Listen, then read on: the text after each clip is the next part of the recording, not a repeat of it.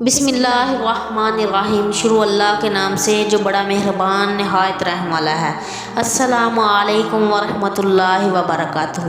میرا آج کا وظیفہ ہے کسی دشمن کا خوف ہو تو، اگر کسی دشمن کا خوف ہو اور یا کوئی ڈاکو وغیرہ کا خطرہ ہو، اس کے بارے میں حدیث ہے۔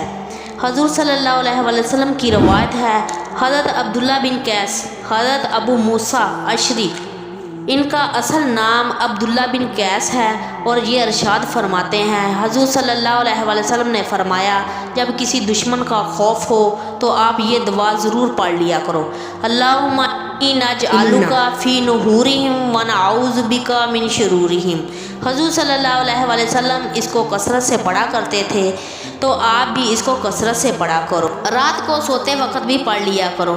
اللہ سے دعا کریں، انشاءاللہ تعالی خوف بھی جاتا رہے گا اور دشمن کو بھی ہمت نہیں ہوگی کسی قسم کا نقصان پہنچانے کی، اور کوئی خطرہ بھی نہیں ہوگا۔